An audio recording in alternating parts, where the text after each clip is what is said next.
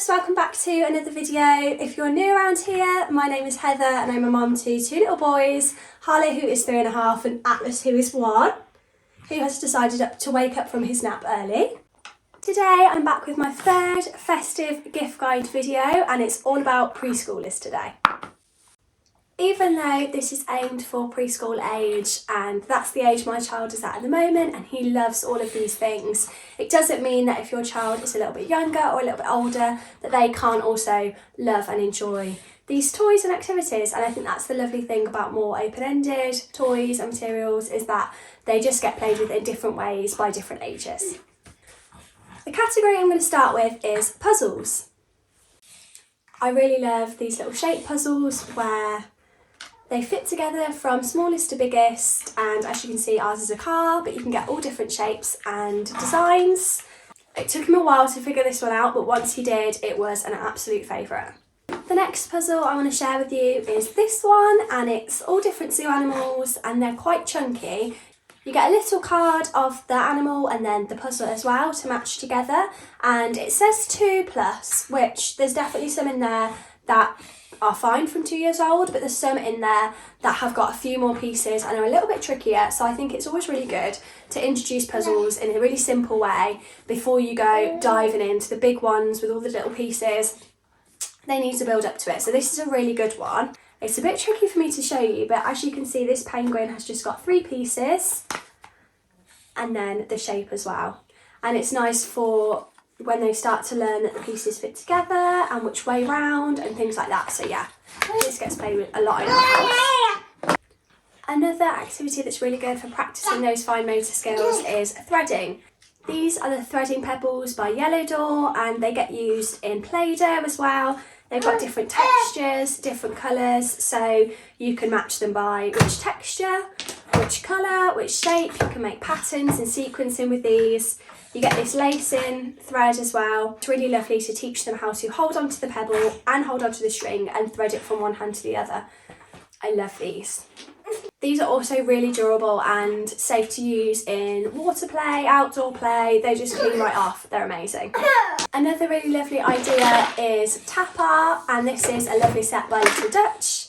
It comes with a corkboard, the pins, the little shapes, and obviously a little hammer as well. And I think this one has got the cards to make the pictures, but it's nice to just let them put the shapes wherever they want, line the holes up, line the pins up with the hole, hammer them in. This keeps Harley entertained for a really long time. It's just a nice one to enjoy together. Yeah, I would say that it obviously needs supervision because of the little pins. They are, you know, small sharp pins, but with supervision at this age I think it's fine.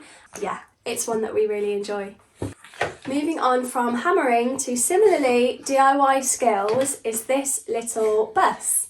As you can see, it's got the little holes for different screws and it's got a screwdriver. It came with an Allen key and a spanner as well. The little screws can fit in here when you untwist them, and some of them you can just do with your fingers, but some of them you need to match the tool to the right screw.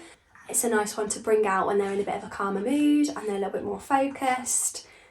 It's really good for practicing these practical life skills. Another one similar to twisting and DIY is these nuts and bolts from Ticket Education. They come in all different colours and all different shapes. There's so many different ways you can enjoy these, by obviously colour matching, by shape matching, but obviously by actually twisting as well. These are a nice one to pop in your bag or in the car if you're on a road trip.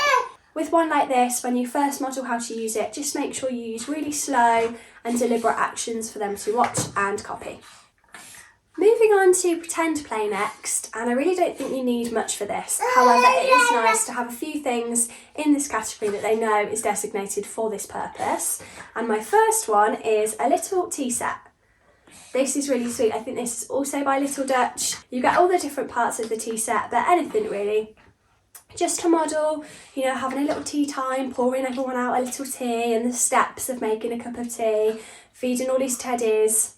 Whenever Harlow sees this, he always takes the opportunity to sit down, make everyone hot chocolate or a cup of tea, and it's really lovely to encourage that side of it. Pretend play is a lovely way for children to express what they see in their everyday lives and reenact it and learn from it. So he has got a kitchen which gets played with every single day. It's in his bedroom, and he's got like vegetables and saucepans and stuff like that. A lot of the time other toys, especially more open-ended toys, will also feed into this really lovely. If you've got some stacking cups, they can be little bowls and cups and saucepans. If you've got loose parts, they can be ingredients in the cooking. So don't feel like you have to buy specific mini pretend play items, but if you would like to, then they're a really lovely addition. Another really lovely pretend play toy is a doll or stuffed animals, a soft baby. It's a really lovely way for both girls and boys to express their nurturing side, you know, kindness and caring. They love to be able to look after someone and have a bit of responsibility and model what you do in your everyday life, especially if they've got a younger sibling or one on the way. I sometimes see Harlow playing out little scenarios that I've done with Atlas, like putting his cream on after his bath, or the way he talks to him is things I say to them. So it's a really lovely way for them to show that side of themselves. My next staple in any home for children is trains. A train set. We've got this box here, but it's something you can add to, you can get second hand really easily, and pieces always seem to fit together. It's a nice one for kind of like a mini puzzle. Harlow's enjoying putting them together now, but if they're not quite there yet, then setting up a train set for them. He's also become really interested in magnets because of playing with his trains and learning that one side will repel it and one side will attract it, and making really long trains with all the little pieces he's got, going over tunnels and under bridges and things like that. Harlow loves creating little scenarios with traffic lights and saying red, stop, and then green, go, and picking up the passengers and saying, oh, I'm taking you to the post office, or I'm taking you to the doctor's. Little things that they've learnt in their everyday life, they can express through trains. And obviously, boys, and girls, but from my experience, boys love anything to do with cars, vehicles, trains. So this has gone down really well in our home. A slightly more educational toy is this wooden number set. They have the numbers engraved in and the right numbers of little dips for you to place things. They also go from small to big, which is really nice to lay them out on the floor, and you can see that 10 is the biggest and 1 is the smallest, and they can have a go at maybe putting them in the right order, or just setting them out maybe just 1 to 5 and using things like conkers or shells or pom-poms, anything really, to place in the little dip. You could even put out little tweezers as well for them to practice their fine motor skills for transferring, and it's a lovely addition to put alongside other activities to do with counting or loose parts, anything like that, for assisting with their learning and their play. Another absolute staple, I think, for children is arts and crafts materials. I think it's really lovely to invest in some higher quality materials for children for them to use and really have lovely rich art experiences with. These ones are really lovely soft crayons from Stabilo, but they're also watercolours, so if you add water to them, they turn into a paint on the paper. They're so lovely and soft, you don't have to press very hard to get a really strong pigment. You can buy them in smaller sets or in bigger sets with lots of colours. They get used so much. He really loves these. But of course, paints, so watercolours, finger paints, lovely papers and craft materials like glue and things like that. You can't go wrong, and it's a lovely activity to do with young children. Next, moving on to loose parts, and these are the Grappat mandala pieces. We've got a few different colours that we've been collecting over the years. He uses these in so many different ways, like I said, in pretend play, in his cooking in his kitchen.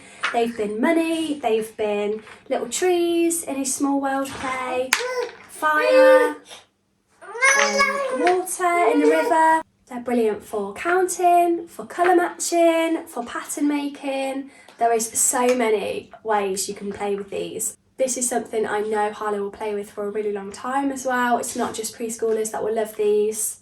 I love the Grappat pieces. They're stained, they're lovely wood, but for a cheaper alternative, there are so many loose parts out in nature, and this is a good thing to do as well if you've got a mud kitchen or for your outdoor play area, is to collect loose parts outside. So sticks and stones, acorns, pine cones, conkers, shells at the beach. The list goes on, and this is a lovely thing to do with your child as well. These are just so good for a child's imagination. Another category that I love for all ages is books. And as they get a little bit older, it's nice to introduce some more educational books, some longer stories as well. This one is all about birds, and there's a page on different types of birds, eggs, and it's not really one to sit down and read in one go, unless your child wants to, but it's nice to just pick up here and there or to go alongside play activities. This author has also done a book on flowers, the Big Book of the Sea, we've got that one. There's so many different ones depending on what your child's interested in. So there's one out there for everyone, depending on your child's interest. I'm a sucker for children's books with beautiful illustrations. That's one of the things I look for. Also stories like this one, this is all about hibernation. And so it's got a theme to go alongside our learning at home or along the seasons. And it goes along and tells a bit more of a story. Things that are a little bit more wordy that they're going to listen to, you can read them a lovely story. Equally though, if your child isn't into sitting still and listen to you for ages, then it's nice to talk about the pictures together and say, what can we see here? What do you think's going to happen next? Really letting them take the story and use their imaginations is a really fun way to enjoy books together as well. If you've seen my other videos, then this is a category that's popped up again and again, and that's instruments. I love music, and I think introducing children to music and making music with instruments is so much fun. Learning nursery rhymes together. And as they get a little bit older, all those ones for younger babies they will still enjoy and still use, but I think it's really nice to introduce things like this one, where they can really appreciate the different sounds and the different pitches and tones. This little wooden piano is a really sweet one as well, and it's kind of like a touch sensor one. It's really fun to let them play around with the different pitches from low to high and to go alongside their musical experiences. I think these are two really lovely options for preschoolers. My next idea is for stacking, so obviously blocks that you've already got, anything like that they will love, but also these wooden rainbows are really lovely, and this one is painted so it's a little bit slippy for stacking. The Grimm's ones are really good, they do a massive one which is on Harlow's Christmas list. You can stack them like that, you can make ball runs with them, they can be used for small world play and pretend play, they can be used in so many different ways, they are so versatile, and you can usually pick them up second hand for half the price. They last really, really well, they're made with really good quality wood. These can also be bridges and tunnels for toy cars. There's an endless amount of ways that this can be played with, and it's really fun to just let your child's imagination run free. Finally, my last item is quite a big one, and it is a wobble board. If you're not familiar with these, they're really good for gross motor movement. Children can stand on them and wobble and balance. They can turn them over and use them as a bridge. Harlow sometimes gets a pillow and a blanket and lies down on his and just chills on it, rocking away. They can be used, again, in so many different ways, and they're so fun. Children of this age have so much energy, and it's nice to have things that they are allowed to climb on, they are allowed to play with in that way. A fun thing to do is to make an obstacle course and let them climb over things, and this is a lovely thing to add in as well. So anything like this I think is perfect for children of this age. And that is all my ideas for preschool children for Christmas gifts. I really hope you've enjoyed watching, and it's given you some inspiration if you need it for your child this Christmas. I hope you have as much fun shopping as I did. Like I said, things like this can always be found second hand. I hope you have a lovely day, and I will see you in my next video. Bye bye.